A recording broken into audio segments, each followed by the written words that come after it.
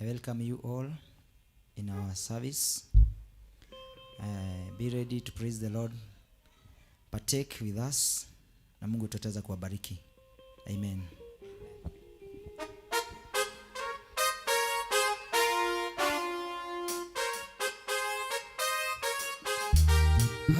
Hallelujah.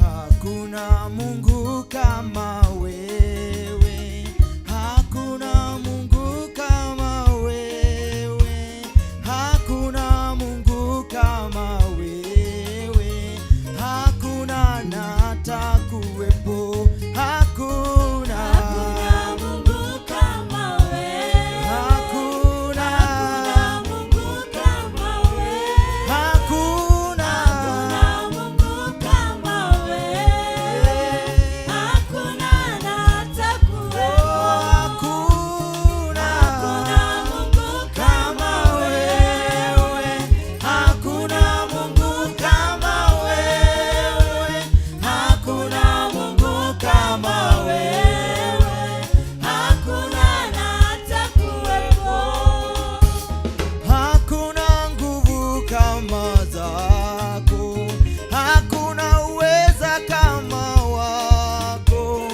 hakuna Mungu kama wewe, hakuna na hata kuwepo, hakuna Mungu kama wewe, hakuna Mungu kama wewe, hakuna Mungu kama wewe, hakuna na hata kuwepo, imba hakuna Mungu kama wewe, hakuna Mungu kama wewe, hakuna Mungu kama wewe, hakuna na hata kuwepo. Nimetembea kote kote, nimetafuta kote kote, nimezunguka kote kote, hakuna na hata kuwepo. Nimetembea kote kote, nimetafuta kote kote, nimezunguka kote kote, hakuna na hata kuwepo. Vigelegele kwa Yesu jamani, cheza kwa Yesu. Hakuna Mungu kama wewe Bwana.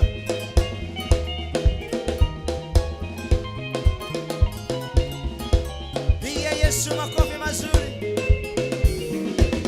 makofi kwa Yesu.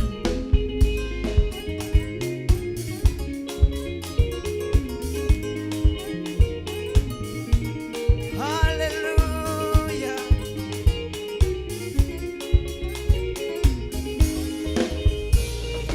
Wa milele Mungu wa baraka ni nani? Wa milele Mungu wa baraka ni nani? Wa milele Mungu wa baraka ni nani? Sema Mungu wa baraka ni Yesu. Wa milele Mungu wa baraka ni nani? Wa milele Mungu wa uzima ni nani? Sema wa milele Mungu wa baraka ni nani? Anafanya nini maisha yangu? Anafanya nini maisha yangu? Anafanya nini maisha yako dada?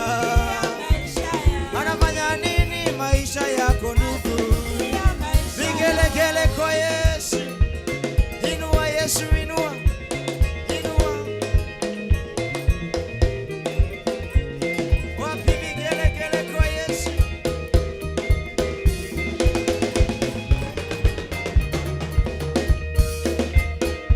Msalaba wa Yesu, msalaba umeniokoa dhambi. Haleluya. Msalaba umeniokoa dhambi. Haleluya. Msalaba wa Yesu. Msalaba umeniokoa dhambi. Haleluya. Msalaba wa Yesu. Msalaba umeniokoa dhambi. Haleluya. Msalaba wa Yesu. Pale msalabani umeniokoa dhambi. Haleluya. Msalaba umeniokoa dhambi. Haleluya. Msalaba wa Yesu. Msalaba umeniokoa dhambi. Haleluya.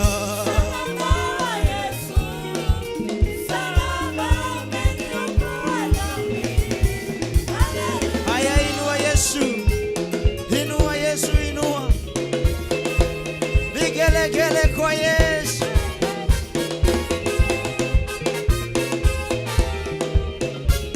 Cheza, cheza, cheza, cheza, cheza kwa Yesu. Oh, msalaba wa Yesu. Msalaba umeniokoa dhambi. Haleluya. Msalaba umeniokoa dhambi.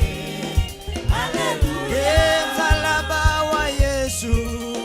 Golgotha umeniokoa dhambi. Haleluya. Msalaba umeniokoa dhambi. Haleluya. Msalaba wa Yesu. Kalvari umeniokoa dhambi. Haleluya. Msalaba umeniokoa dhambi. Haleluya. Shangilia Yesu kwa makofi. Haleluya. Kika msalaba wa Yesu umeweza kutuokoa, umeweza kutusafisha dhambi zetu. Hainuliwe Bwana. Tunakuabudu peke yako Yesu. Hakuna kama wewe Bwana. Wewe ni Mungu. Uinuliwe Yesu. Uabudiwe Bwana. Nimenyenyekea mbele zako Bwana nikikuabudu. Thank you Lord. We worship you Jesus. Na ijulikane wewe ni Mungu. Na ijulikane wewe waweza. Na ijulikane watenda mambo makuu. Na ijulikane duniani kote. Inua tu mikono yako. Yeye wacha ikajulikane ya kwamba wewe ni Mungu. Jioni ya leo ikajulikane wewe ni Mungu. Ikajulikane wewe unaweza Bwana. Kajulikane ya kwamba Bwana unatenda mambo makuu Bwana. Tunakuabudu Yesu. Kuna kama wewe Bwana. Haleluya.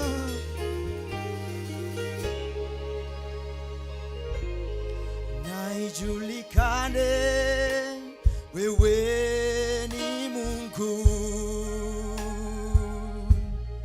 Na ijulikane wewe waweza. Na ijulikane watenda mambo makuu. Na ijulikane duniani kote. Na ijulikane wewe ni Mungu. Ijulikane wewe waweza.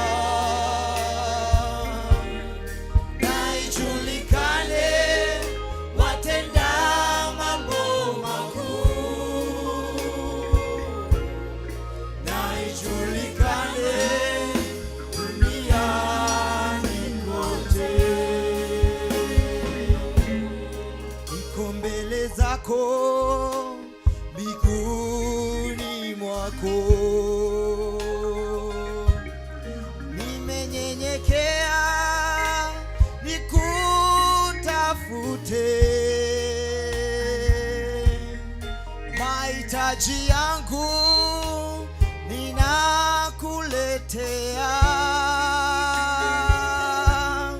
mizigo yote na kuachia, niko mbele zako miguuni mwako, nimenyenyekea nikutafute, mahitaji yangu ninakuletea, mizigo yote na kuachia, na ijulikane wewe ni Mungu, ijulikane ya kwamba wewe unaweza Bwana,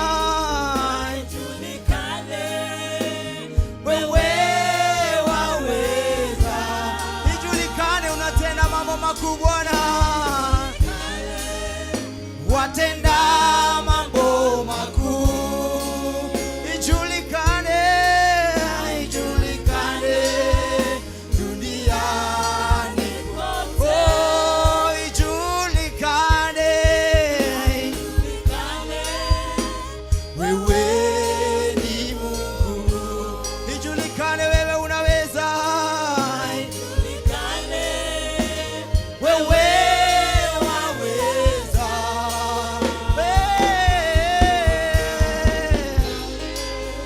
watenda mambo makuu,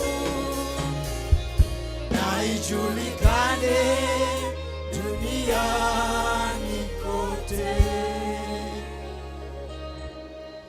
Ninayo imani unayaweza, ninayo imani unayaweza,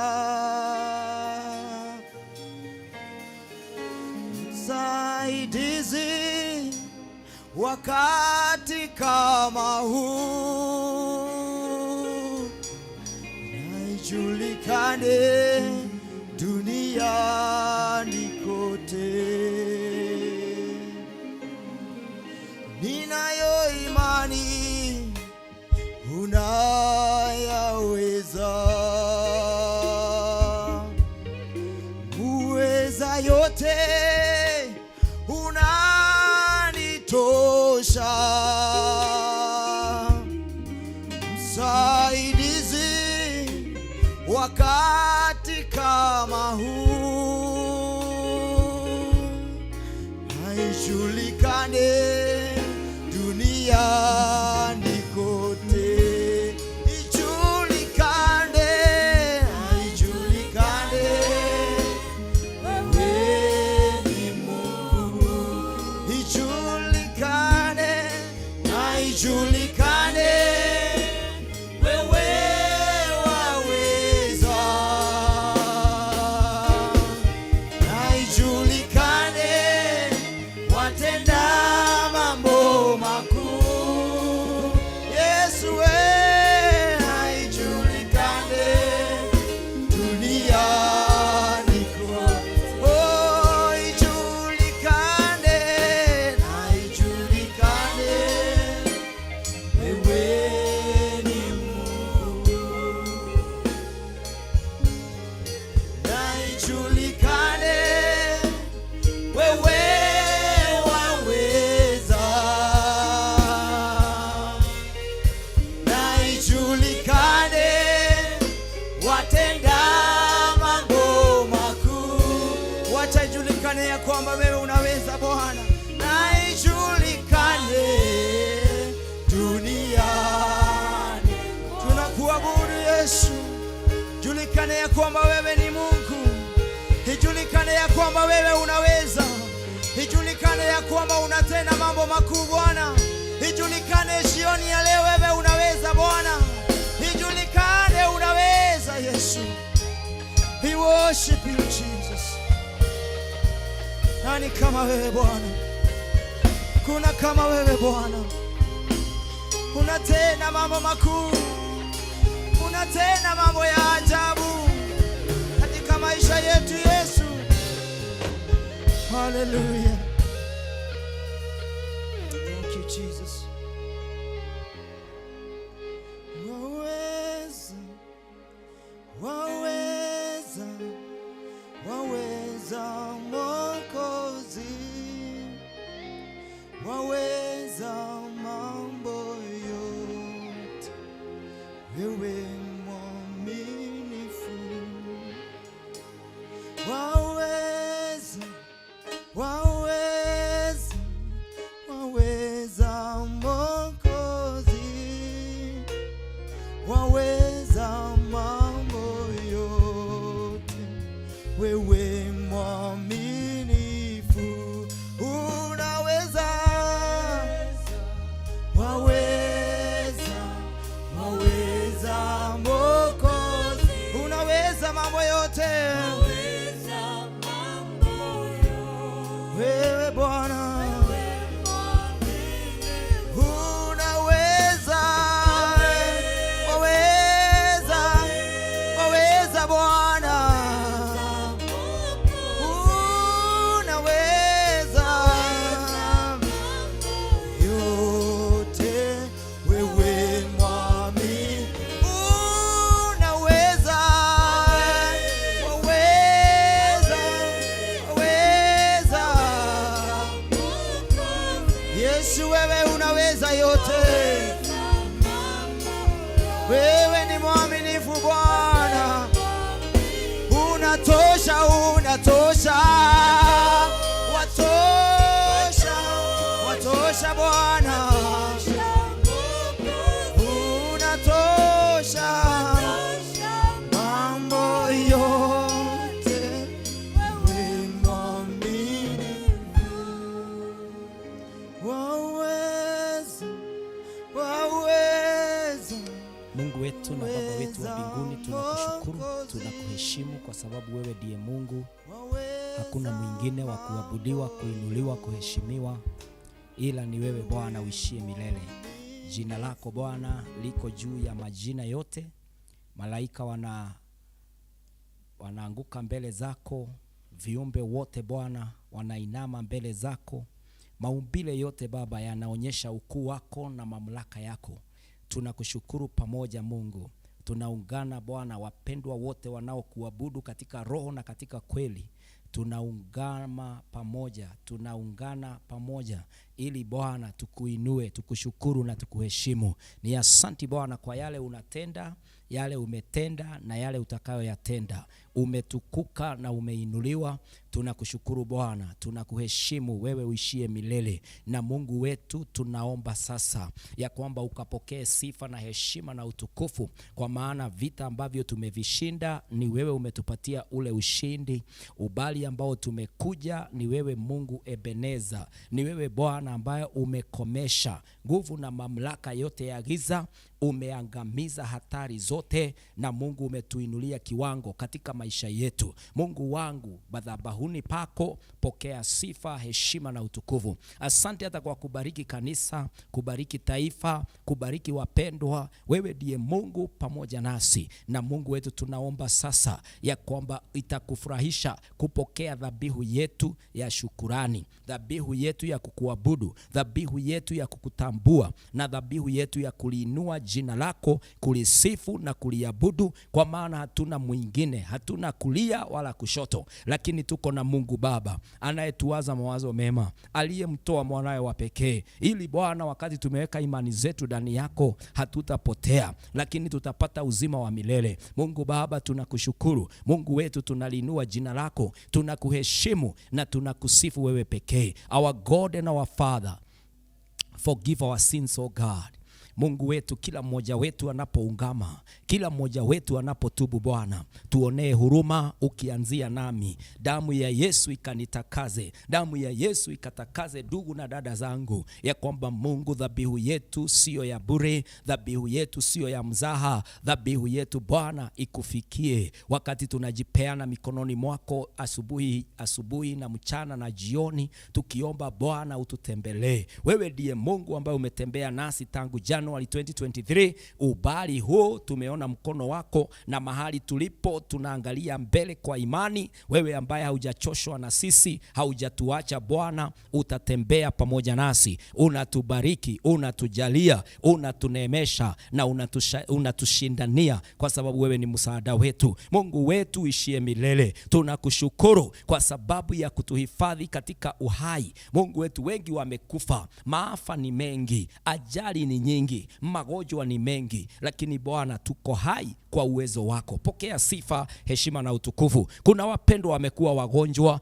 umewaponya, tunakushukuru kwa uponyaji. Kuna watu Bwana wamedharauliwa, hata wao wamejidharau, lakini bado Bwana umewahifadhi. Tunakushukuru, tunasema ni asanti Bwana. Mungu wetu ishie milele. Asanti kwa kubariki kazi za mikono yetu. Asanti kwa biashara, asanti kwa wenye makazi, kwa ofisi. Asanti Bwana hata kwa wale wanatafuta kazi lakini wanakula na wanakunywa, kwa sababu mbinguni kuna Mungu anayefungua milango na njia za kuwapatia riziki yao. Our God and our Father, we pray ya kwamba utapokea sifa zetu, utapokea shukurani zetu, utapokea Mungu wetu tukufu kutoka kwetu, kwa maana yote ni yako, wewe uishie milele. My God, I thank you even for this altar where you have been ministering to us. You have been encouraging us, oh God. You have been rebuking us and restoring us to the path of righteousness. You have been reconciling us back to yourself. And Almighty God, you have been there to help us. You are our sufficient helper.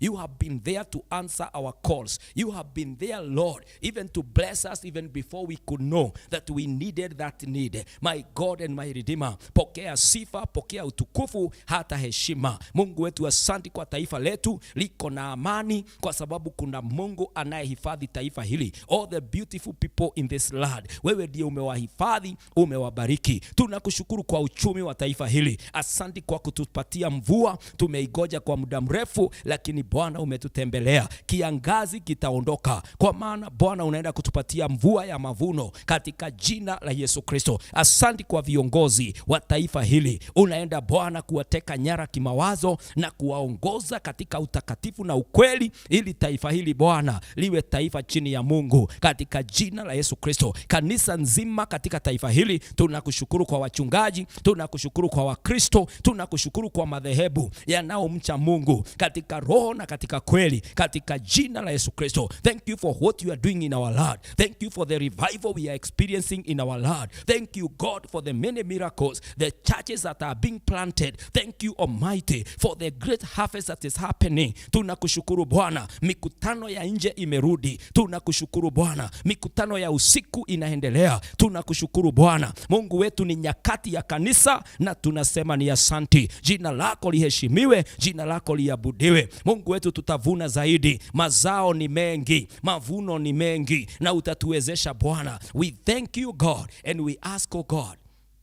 may it please you to receive our thanksgiving, to receive our gratitude, to receive our worship, because we do a special dedication to you only. We do not share your glory. We deliver it wholly to thee, because you are the one who has done it. Pokea sifa, heshima na utukufu, kwa maana zote Bwana ni zako, wewe uishie milele. We thank you, O God. We bless you Almighty, and we give you praise, worship and honor, kwa maana unastahili, katika jina la Yesu Kristo. Wapendwa, tunastahili kujiombea, kujipeana kwa huyu Mungu ambaye tunamshukuru, ametenda, amejionyesha na amejidhihirisha. He is never fed up, he is never exhausted, he is never disappointed of us, kiwango ya kwamba hata tusikiza. Mungu wetu, tunakushukuru. Tunapoingia mbele zako Bwana, inakufurahisha kutujibu maombi yetu. Wewe ndiye umetufungulia mlango na njia ya kuomba, ukatuambia tuombe tutapata. Mungu wetu, tukuite utatuitika. My God and my Father, tuko hapa kukuomba maisha ya baraka, maisha ya amani, maisha ya afya, maisha ya ushindi, maisha ya neema, katika jina la Yesu Kristo. Nasimama na wale ambao ni wagonjwa, naomba Bwana waponye. Hata hata magonjwa yenye majina makubwa, magonjwa tunayoyaogopa, magonjwa ya kansa, magonjwa ya asma, magonjwa ya pressure, magonjwa ya kisukari, magonjwa Bwana ya depression. I pray in the name of the Lord, remember mercy Almighty, remember mercy O Lord, ya kwamba Mungu utakomboa watu wote ambao ni wagonjwa na utawapatia afya tele. Our God and our Redeemer, naomba na wale ambao ni wafanya biashara, I pray for the work and the labor of the hands of your people. I speak the blessing of the Lord. I speak bountiful harvest in the name of Jehovah God. Maduka yaliyowekwa yatanawili katika jina la Yesu. Vibanda ambavyo vimewekwa hata kama ni kado ya barabara zinaenda kufanya vizuri katika jina la Yesu Kristo. Hata wale wanafanya biashara za online, wanafanya networking, wanafanya international in exporting and importing, I pray for all those companies. I pray for all those businesses, ya kwamba Bwana, their transactions are rewarded, their transactions are profitable in the name of Jehovah God. Kama kuna milango imefungwa, my God, I pray, open those doors, fly open those business doors, ya kwamba wapendwa watavuna zaidi na zaidi. I pray, oh God, for the jobless class, ya kwamba Mungu unawapatia kazi. Yeyote ambaye amehitimu, Bwana, vyeti vyake vitampatia kazi. Wale wote Bwana wametafuta kwa miaka mingi, sasa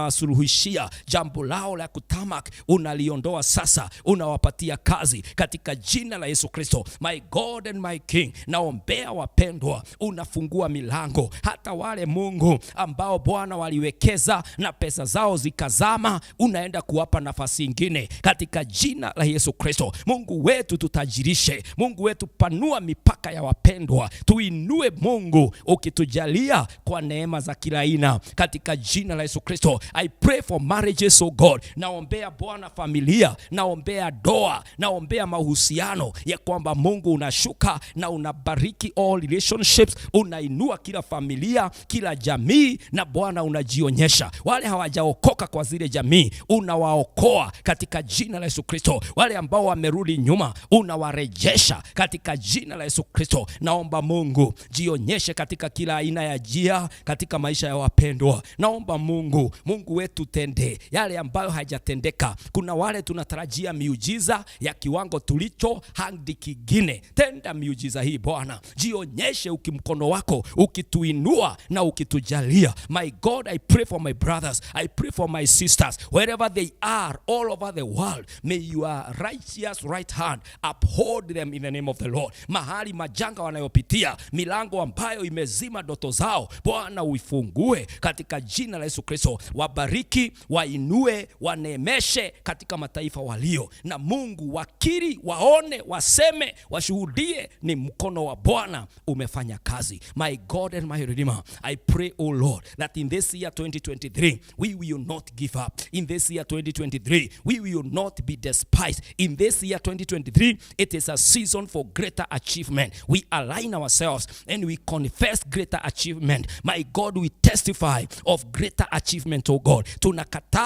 Tunakataa sauti zingine za kando, tunakataa kujipima na viwango vya mikono yetu, tunakataa kujipima na riziki tunazozipata Bwana. Hata imani yetu ni haba. Tunaomba katika jina la Yesu, tuinulie kiwango katika jina la Yesu Kristo. Our God and our Father, mapepo yanayopingana na sisi tunaomba ukaipinge. Maadui wanaopingana na sisi tunaomba Bwana ukawapinge. Magonjwa na kila aina, hata vivo vivituone katika jina la Yesu Kristo. Our God and our Father, si utuonekanie, si utujalie, si utunemeshe, si utubariki na utujaze na neema na tumaini katika jina la Yesu Kristo. Our God and our Father, we thank you because you are gracious. We thank you because you are the awesome God. We bless you, Almighty, even for the opportunity to be in your house, even to partake of your word. Wapendwa mahali walipo, wananisikiza, wananiona wakiwa kwa biashara, wako kwa nyumba zao, wako mahali popote walipo, watembelee na neema iliyo kwa madhabahu haya ikatembee katika maisha yao, na wakashuhudie mkono wa Bwana wakionyesha ukuu wake katika maisha yao. Asante kwa yale unatenda, asante kwa uponyaji unaotendeka, asante Bwana kwa minyororo unayoivunja, asante kwa tumaini unalopeana. Ni asante Bwana kwa sababu katika kila hali utajionyesha katika maisha ya wapendwa. I thank you, oh God. I bless you because you are awesome God. Jina lako limetukuka, jina lako limeinuliwa. Hata Bwana tunapopokea neno lako, tunapoingia kwa maandiko, unapotufunza Bwana njia zako, ninaomba Baba ukajionyeshe, ninaomba Mwokozi ukajidhihirishe, ninaomba Bwana ukafuate neno lako, ili wapendwa wanapotia imani yao ndani yako, Mungu mkono wako ukafanye kazi. We thank you, we bless you, we worship you, we acknowledge you, kwa maana wewe ni Mungu Baba yetu, Baba wa ahadi na unayetimiza ahadi. Maombi ni ahadi, that we pray and you shall answer us, O God. We have called you Almighty. May it please you, O Lord, that God, we will receive that purpose, that will of God, even for our lives. This is why we pray. May thy kingdom come and thy will be done. In Jesus' precious name, we pray and we look up to you, O God. Amen, amen. Everybody say amen. Tunashukuru Bwana wapendwa kwa sababu ya nafasi ambayo ametupatia. Atakuwa na nafasi ya kupokea neno mahali popote ulipo, nami kuwa na nafasi ya kuwa katika madhabahu ya Bwana. This can only be God, and the Lord's plan for our life is always precious. It's always awesome. Na tunashukuru Mungu. Karibu sana hata tunaposhiriki katika neno la Mungu. Unajua wakati mwingi tumekuwa tukiongea na watu, wakati mwingine unapitia kwa njia namna hii, unaongea na watu, alafu hata ukifika nyumbani unasahau mlikuwa mnaongea.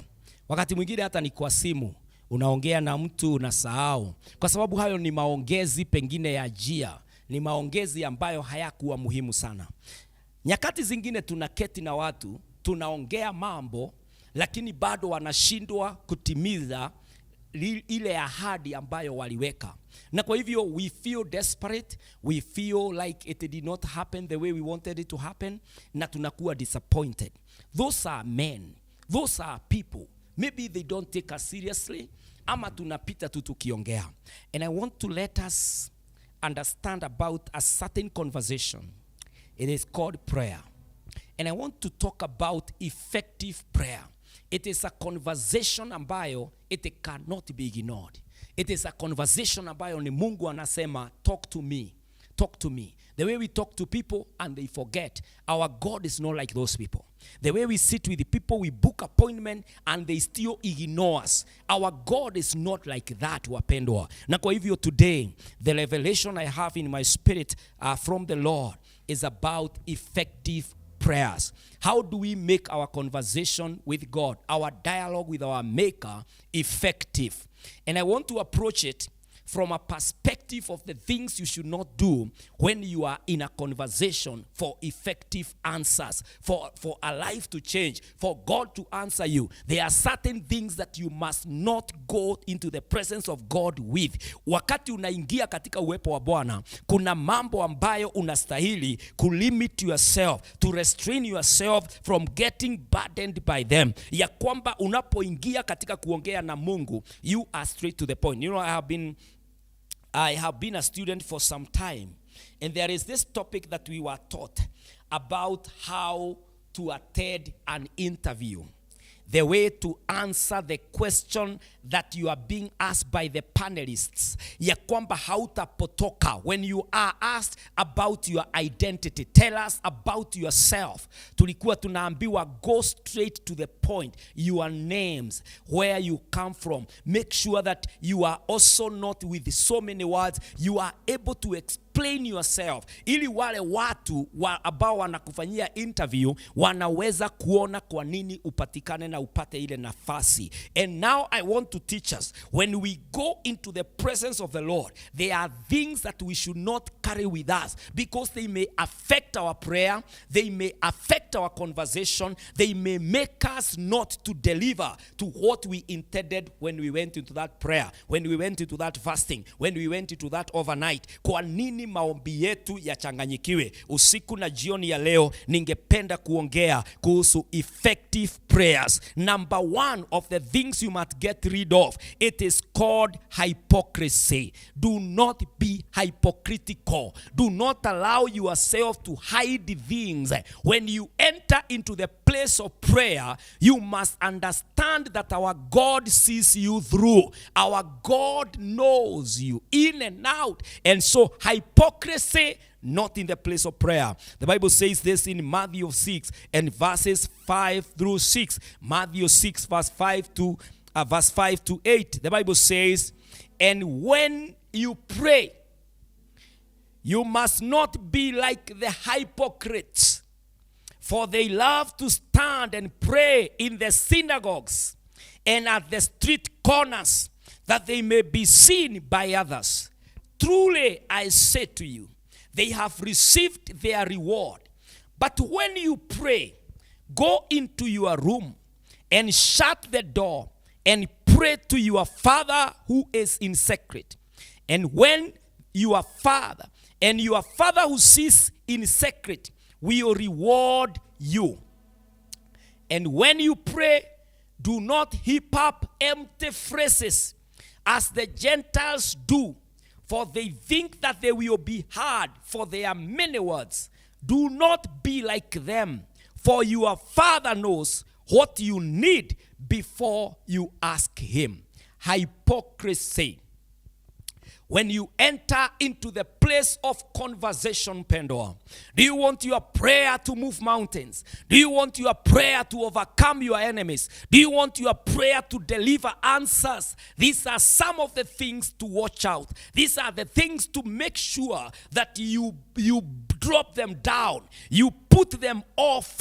You must work on yourself that there is no hypocrisy in your mind, hypocrisy in your heart, hypocrisy in your life. You must get rid of pretending. You must get rid of assuming. You must get rid of thinking that the Lord cannot be bothered about that thing. If it requires confession, deal with it at that point. If it requires saying no, say no and mean that no. Ya kwamba within your spirit there is no amount of hypocrisy. Our prayers have been hidden. Na ndio maana Mungu anatuambia hapa, Yesu anasema, do not be like the Pharisees. Do not also be like the Gentiles who are hypocrites. They think that by saying a lot of words, by having long prayers, by repeating themselves, na ndani ya roho zao kumejawa na hypocrisy. Wanafikiria maombi yao itajibiwa kulingana na urefu, itajibiwa kulingana na sauti, itajibiwa kulingana na maneno. Lakini the Bible says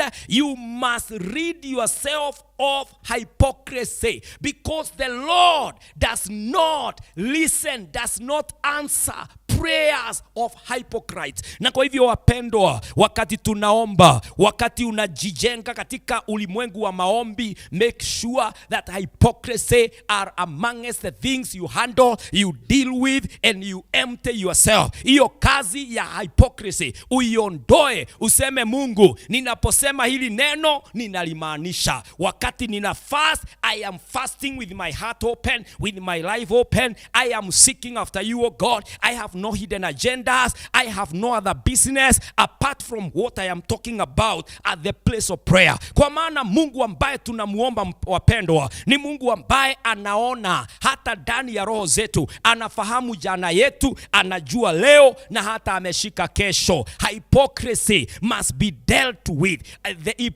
Prayers have been ineffective kwa sababu wanaomba wako na mioyo na wako na roho mbili, wako ngambo hii na wako ngambo hii. Hawajaamua ya kwamba I will follow the Lord. Leo unakuja unaomba hapa, kesho yake unaenda kwa mganga, kwa mchawi. Leo hii unaaminia Mungu biashara hii, kesho yake unaingia kwa ofisadi. Unafikiria ya kwamba utajisaidia. Hypocrisy must be overcome by anyone who is embarking on a journey and on a business of prayer. Lazima tujue ya kwamba tunapoingia mbele za Bwana, anafahamu maisha yetu, anaelewa hatua zetu, maisha ya kila siku, anatujua usiku na mchana, anatujua from Monday to Sunday, January through December. Mungu wetu ako na ufahamu wote. Na kwa hivyo wapendwa, I pray for us that hypocrisy is not our portion. Hypocrisy is not our garment. Hypocrisy is not our lifestyle. in the name of the Lord. Yes, ujiombe. My God and my Father, I have been hypocritical for a long time.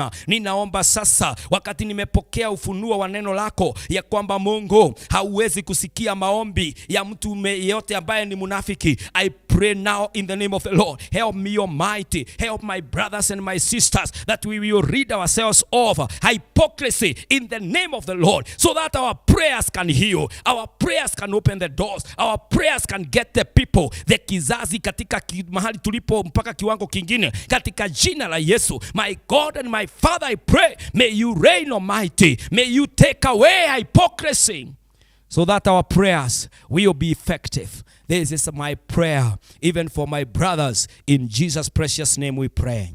And number 2 thing that we are not to do while we are in prayer, for effective prayer to happen, you must not be naive. When you are approaching God, confidence, even when we went for that interview, we were being told your confidence earns you a place in that particular interview panel. Yani, before you get to the position you are looking for, they first of all look at your confidence. When you appear before God for prayer, when you come in the presence of our Father, confidence counts. And the Bible says this in Hebrews chapter 6 and Hebrews chapter 4 and verses 16. The Bible says this, when you are coming to the Lord, the Bible says, let us then with confidence draw near to the throne of grace, that we may receive mercy and find grace to help in time of need. Why are we praying? We are praying for mercy. We are praying that the grace may be found. Those are the results of prayer. But what delivers mercy and grace? It is a prayer of confidence. When you come to pray, you are coming in full confidence. You are approaching God. Haubahatishi Mungu. Unakuja mbele yake ukiwa na ujasiri, ukiwa na ukakamavu, unaelewa. By the way, I can tell you, they say that the guilty ones are always afraid. And this means if you are hypocritical in your approach, if you are coming to God, roho yako ikiwa imebebana na mambo mengine, you will always lose your confidence. But if your hope is in the Lord, if your faith is in the Lord, if your prayer is about God coming through for your life, this confidence will be rewarded. This confidence will be licensed. You will be licensed into the presence of the Lord. Utafika katika mahali Mungu wako na utaona matendo wapendwa yakitendeka. Utaomba jambo na litafanyika. Confidence delivers mercy. Confidence delivers grace. Hey, the Bible says in 1 John chapter 5 and verses 14 through 15. The Bible says in 1 John chapter 5 and verses 14 through 15. Maandiko inasema hivi, and this is the confidence that we have toward him, that if we ask anything according to his will, he hears us. And if we know that he hears us, in whatever we ask, we know that we have the request that we have asked of him.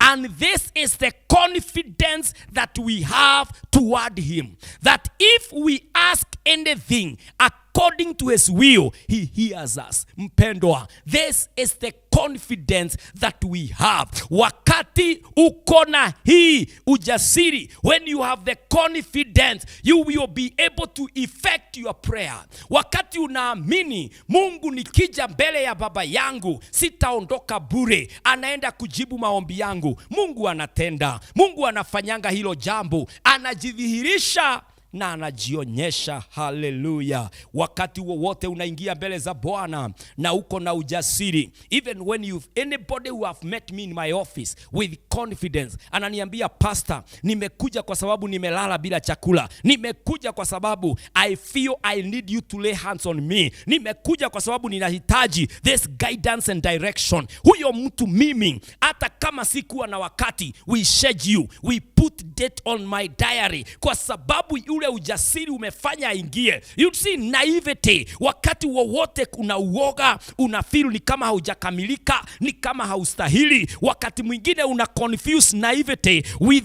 with humility. Apana, being humble does not mean you lose your confidence. Apana, you must be a person ambaye anasimama for who you are. You love the Lord, you look up to the Lord, you are waiting upon the Lord. Lazima uwe na ujasiri. Ukisimama, unasimama for what you believe. Praise the name of the Lord. Somebody swingie kwa maombi, mwambie Mungu, grant me confidence ya kwamba Mungu sitobahatisha katika imani, katika maono, katika mwito, kwa maana wewe ndiye Mungu wangu. My Father and my God, I pray ya kwamba Mungu unajionyesha tunapoomba. Tupe ujasiri, tupe the confidence that we are coming to the presence of our Father and not before a judge or a stranger. Baba wetu tusaidie kuomba, hata kufunga na kutarajia Bwana. In Jesus name we pray for confidence. Amen, amen, amen, wapendwa. Number 3, what you need for effective prayers, what you need to avoid, what you need to shed off. Number 3 is not a one-time event. You must not be a one-time prayerful man. You must not appear in the presence of the Lord mara moja kwa maombi na unaondoka. Hilo ni jambo ambalo linafanya maombi isijibiwe. When you are just praying once na unaacha, unaenda mpaka unasahau. You know the Lord tells us in the book of 1 Thessalonians chapter 5 and verses 17. 1 Thessalonians 5:17, pray continually.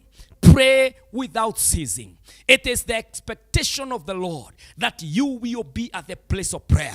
But there is a narrative, there is a certain deception of the enemy, ya kwamba haustahili kuwa unarudia unaomba lile jambo. But the Lord will tell us ya kwamba tuombe bila kukoma. We must not dry up at the place of prayer. Lazima tusaturate pale. Lazima pale uwe na concentration kubwa. At the place of prayer, keep praying. Keep waiting upon the Lord. Keep calling upon the Lord. Day and night, it's a time to pray. Wakati wowote ule ni nyakati ya kuongea na Bwana. Do not cease to pray. Lazima ujiombee, uombee wengine, uombee taifa, ujipeane kwa Bwana, ulie mbele ya Bwana, ufurahie mbele ya Bwana. Yote inafanyika katika maombi. You must be in the presence of the Lord for a conversation to continue. My friend, yule mtu umezoea kuongea na yeye na simu, there is a relationship that grows. Those people who love each other, they keep talking, they keep thinking about the next thing, mpaka wanafikanga mahali and they start thinking alike. Wote wanaanza kuwaza jambo moja, wanaendea jambo moja. Unakuta ni kama coincidence.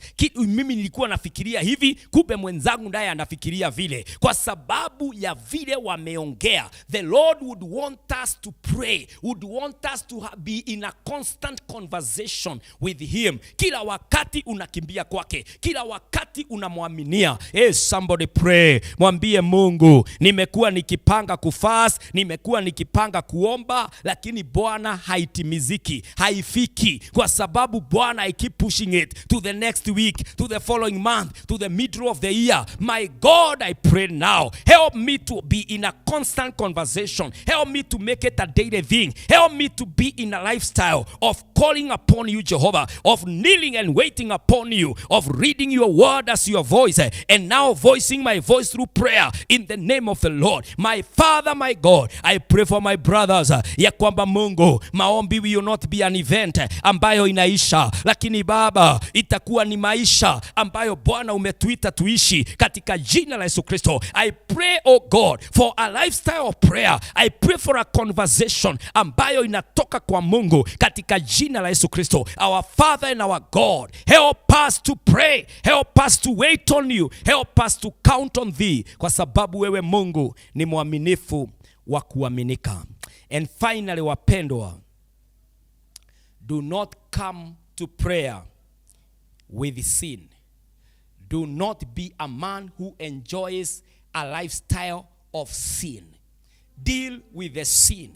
Confess your sins. Allow yourself to come to the place of prayer when you are decided. Wakati ambapo ushaamua, mimi naja kuonana na Mungu wangu. The Lord have helped us, have shown us the way to deal with sin, the way to overcome that sin. Ili wakati unaomba, maombi yako yatakuwa effective. The Bible says in James chapter 5 and verses 16. The Bible says in James chapter 5 and verses 16, for prayer to be effective, you must deal and handle the sin. The Bible says, therefore, confess your sins to one another and pray for one another that you may be healed. The prayer of a righteous person has great power as it is working. The prayer of a righteous person, a person who has done away with the sin, becomes a righteous person, become a right person with God. When you are right with God, maandiko imesema that prayer will be powerful. That is the effectiveness of prayer. Wakati umeondoa dhambi katika maisha yako, wakati umedeal na dhambi, mahali unahitajika kusema hapana, umesema hapana. Mahali unahitajika kusema ndio, umesema ndio. Wakati umekuwa rebuked and you are responding to the rebuke of God and you are confessing and you have repented, wakati utaomba, your prayer will be effective. Na kwa hivyo wapendwa, how I pray in the name of the Lord that you can be able to effect your prayer by taking care of your life, that you are living a righteous life, you are living a life after the will, after the heart, after the word of God, in the name of Jehovah God. Ya kwamba utaamua, mimi ninajua ndani yetu kuna roho wa Mungu, tuko na neno la Mungu, we know what sin is, we understand. Inside us the Holy Spirit puts us to put a guilt conscience with us ya kutuonyesha hii ni dhambi. Neno la Mungu anatukubusha, tunalisoma and you feel yourself rebuked, you must respond, you must be active in repenting, in dealing with your sin, so that when you come to pray, your prayer will be effective, your prayer will come through, kwa sababu you are not hypocritical, kwa sababu you are not a naive, you are not a one-time person in the presence of prayer, and you are not a man living in sin. Maombi yako itaweza kujibiwa na itakuwa effective. Tutasabaratisha wachawi, tutaangusha madhabahu ya giza, tutapanda kanisa na litanawili, litasimama, watu wataingia kwa biashara, and we shall shine in the marketplace because our prayers are effective. How I pray tonight, how I pray this moment, ya kwamba somebody is saying, I will deal with this secret sin, I will deal na hii dhambi ambayo mimi ninaijua na sio wengi wanaifahamu. My God and my Redeemer, set me apart, set me apart. Help me, my God, to live a righteous life so that my prayer will be effective and powerful in the name of the Lord. Baba yangu, ninaomba maombi yetu ya kufunga, maombi yetu Bwana ya kila siku, itakuwa Bwana inajibiwa, itakuwa na matunda na matokeo katika jina la Yesu Kristo. My Father, I pray that you can raise a generation of men who are confident, of men who are clear and honest and sincere, of men who are full of energy as they pray katika jina la Yesu Kristo. Watu ambao wako na utakatifu, na maombi yetu Bwana, maombi ya kizazi kile itajibiwa. My Father, I pray that Almighty God, in our generation right where I am, unatuinua watu ambao wanaomba na maombi inajibiwa. Help my friend, help my sister, help my brother, help my sisters all over the world, the church all over the world. Tusaidie ili maombi yetu ikajibiwe katika jina la Yesu. Our God and our Father, help our faith, help our lives, help our walk with you, that our prayers, our conversation will be fruitful. In Jesus' name we pray. In Jesus' name we pray. Somebody say amen. Hallelujah. Kila mtu akiongea na mtu mwingine anatarajia majibu, anatarajia matokeo. Na kwa hivyo tunapoomba, tunatarajia Mungu atujibu. Why hinder your prayer if you can do something about it? I pray that these 4 notes, not hypocritical, not naive, not a one-time event, and not with sin, ya kwamba haya mambo yote tutayaondoa na tutaweza kuona matokeo ya maongezi yetu kwa the place of prayer tukiwa na Mungu wetu. Amen. May the Lord God bless you and may the Lord God increase even your faith in Christ Jesus. Hallelujah. Mungu atubariki na neema itutoshe. Tumefika wakati wa kutoa dhabihu zetu, sadaka zetu na matoleo yetu kwa Bwana. Nambari ambayo unaweza kutumia ninapoomba na wewe katika jina la Yesu. Tunapoombea mambo haya, kumbuka ya kwamba wakati unatoa dhabihu yako huwa unaitoa sio pesa, sio vipawa unatoa tu. Hapana, inabadilika inakuwa dhabihu ambayo inafikia Mungu. Nambari ambayo unatumia ni 57016. 57016 is a pay bill number. When it asks you for an account, unaweza kuweka the area ambayo unataka tuombee. Unaweza kuandika pale confidence, unaweza kuandika pale honest. Maybe you have been a hypocrite and you feel it in your spirit. Ama pengine uko pale, you are just a person who is not prayerful, lakini ungependa kuwa prayerful. I want you to give by faith na Mungu atakuinua. Na pia hiyo nambari ya pili unaweza tumia +254 725 743 631 na Mungu atakubariki na atakujalia. Tuombe. Baba, katika jina la Yesu, sadaka yote ambayo inatolewa, matoleo yote Bwana yanayopeanwa, naomba Bwana ukabariki wale wote wanaotoa, na ikageuke iwe dhabihu mbele zako, ya kwamba Bwana utaona mioyo yao ilivyonyenyekea na kutoa. Mungu ujionyeshe katika maisha yao. Ni asanti kwa matoleo haya. Mungu wetu, bariki kazi ya mikono yao, biashara zao, ofisi zao, their savings, na kila wakati Bwana wape riziki yao. Asanti kwa matoleo haya, ya bariki yakafanye kazi ya huduma. Katika Kristo Yesu tunaomba hata kushukuru. Amen, amen. Mungu akawabariki na mkaendelee kuomba. Jaribu kufanya neno la Mungu vile ambavyo unalipokea, and you find yourself becoming perfect in it, becoming effective in that area by practice. Na Mungu atakuinua. Si ubarikiwe na neema ikutoshe. God bless you in Jesus name. Amen.